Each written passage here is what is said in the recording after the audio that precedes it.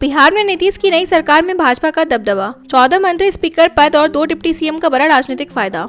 नीतीश कुमार ने 10वीं बार मुख्यमंत्री पद की शपथ ली, लेकिन इस बार सत्ता समीकरण बदल गए हैं। गठबंधन में भाजपा सबसे मजबूत होकर उभरी है और उसके खाते में 14 मंत्री शामिल हुए हैं, जबकि जेडीयू को सिर्फ 8 मंत्रालय मिले। इतना ही नहीं, विधानसभा स्पीकर का पद भी भाजपा को मिलने की चर्चा है। 2 डिप्टी सीएम बनाए रखना भाजपा के लिए बड़ा लाभ माना जा रहा है, जिसे पहले नीतीश समर्थक नहीं थे। सम्राट चौधरी से लेकर श्रेयसी सिंह तक नीतीश कैबिनेट का नया चेहरा, 26 मंत्रियों की पूरी टीम बनी। बिहार में नीतीश कुमार ने एक बार फिर मुख्यमंत्री पद की शपथ ली और उनके साथ 26 नए मंत्रियों ने भी पदभार संभाला। इस कैबिनेट में कई नए चेहरे शामिल हुए हैं, जिनमें श्रेयसी सिंह, संजय सिंह टाइगर और दीपक प्रकाश जैसे पहली बार मंत्री बने विधायक भी शामिल हैं। सम्राट चौधरी और विजय सिन्हा दोबारा डिप्टी सीएम बनाए गए हैं, जो भाजपा नेतृत्व की मंजूरी और मजबूत पकड़ का स्पष्ट संकेत है। राज्यपाल बिलों को अनिश्चित काल तक नहीं रोक सकते, सुप्रीम कोर्ट ने कहा, यह लोकतंत्र को कमजोर करता है। सुप्रीम कोर्ट ने महत्वपूर्ण टिप्पणी करते हुए कहा कि राज्यपाल विधायिका से पारित बिलों को अनिश्चित काल तक पेंडिंग नहीं रख सकते। कोर्ट ने स्पष्ट किया कि ऐसा करना लोकतांत्रिक प्रक्रिया और संवैधानिक दायित्व दोनों के विरुद्ध है। भले ही अदालत ने समय सीमा तय करने से इनकार कर दिया, लेकिन राज्यपालों की चेतावनी दी कि वे अपनी संवैधानिक सीमाओं के भीतर रहकर निर्णय ले। यह फैसला केंद्र राज्य संबंधों के लिए बेहद अहम माना जा रहा है। भारत की सैन्य शक्ति में बड़ा उछाल, अमेरिका ने जैवलिन मिसाइल और एक्सकैलिबर प्रोजेक्टाइल की बिक्री को मंजूरी दी। अमेरिका ने भारत के लिए 2 अहम रक्षा सौदों को मंजूरी दी है, जिसमें जैवलिन एंटी टैंक मिसाइल और एक्सकैलिबर प्रोजेक्टाइल शामिल है। करीब $93 मिलियन की यह खरीद भारत की युद्ध क्षमता को और मजबूत करेगी। एक्सकैलिबर प्रोजेक्टाइल लंबी दूरी पर सटीक हमला करता है, जबकि जैवलिन मिसाइलें टैंकों और बख्तरबंद वाहनों को ध्वस्त करने में सक्षम है। इससे भारत अमेरिका रक्षा साझेदारी और गहरी होने की उम्मीद है। बिहार में कांग्रेस की करारी हार का असर यूपी पर, सपा नेता अखिलेश से गठबंधन पर दोबारा सोचने की मांग। बिहार चुनाव में कांग्रेस केवल 6 सीटें जीत पाई, जिससे इंडिया गठबंधन को बड़ा झटका लगा। इस नतीजे के बाद उत्तर प्रदेश में समाजवादी पार्टी के भीतर चिंता बढ़ गई है। कई नेताओं का मानना है कि 2027 के यूपी चुनाव के लिए कांग्रेस के साथ गठबंधन करना जोखिम भरा हो सकता है। उन्होंने अखिलेश यादव से रणनीति पर पुनर्विचार करने का आग्रह किया है, क्योंकि बिहार का अनुभव चेतावनी जैसा माना जा रहा है।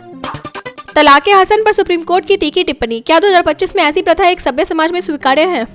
मुस्लिम समुदाय की तलाक़े हसन प्रथा पर दायर PIL की सुनवाई में सुप्रीम कोर्ट ने कड़े सवाल उठाए हैं। जस्टिस सूर्यकांत ने पूछा कि क्या महिलाओं की गरिमा को ठेस पहुंचाने वाली इस प्रणाली को एक आधुनिक समाज में जारी रखा जा सकता है? याचिकाकर्ता बेनाजीर हिना ने इसे संविधान के अनुच्छेद 14, 15, 21 और 25 का उल्लंघन बताया है। कोर्ट की नाराजगी से साफ है कि यह मामला सामाजिक और कानूनी दोनों स्तरों पर गंभीर है। बिहार विधानसभा का नया स्पीकर कौन? 8 बार के विधायक का नाम चर्चा में, शपथ से पहले तेज खींचतान।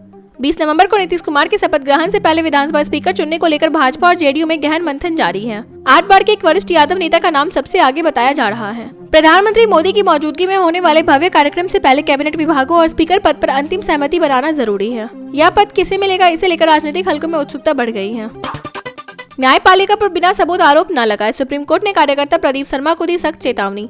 एक मामले की सुनवाई के दौरान सुप्रीम कोर्ट ने कहा कि अदालतें आलोचना से नहीं डरती, लेकिन निराधार और व्यापक आरोप स्वीकार नहीं किए जाएंगे। सामाजिक कार्यकर्ता प्रदीप शर्मा द्वारा पंजाब हरियाणा हाईकोर्ट के जजों पर लगाए गए आरोपों को कोर्ट ने गंभीरता से लिया और उन्हें आगाह किया। जस्टिस सूर्यकांत सहित 3 जजों की पीठ ने कहा कि न्यायपालिका की गरिमा का सम्मान होना चाहिए और आलोचना तथ्य पर आधारित हो। महाराष्ट्र में मीटिंग कांड के बाद सियासी गर्मी, सिंधे ने अमित शाह से की मुलाकात, कहा माहौल बिगड़ाने की कोशिश। महाराष्ट्र में मीटिंग कांड के बाद राजनीतिक हलचल तेज है। उप मुख्यमंत्री एकनाथ शिंदे ने दिल्ली में गृह मंत्री अमित शाह से मुलाकात कर शिकायत की कि महायुति गठबंधन को कमजोर करने की कोशिशें की जा रही है। इससे पहले शिंदे गुट के मंत्री कैबिनेट बैठक से दूर रहे थे। शिंदे ने कहा कि कुछ नेता स्थानीय निकाय चुनावों से पहले माहौल बिगाड़ रहे हैं, जिससे गठबंधन की जीत प्रभावित हो सकती है। पश्चिम बंगाल सीमा पर उल्टा पलायन, सड़ अभियान से दहशत, 500 बांग्लादेशी जीरो लाइन पर फंसे।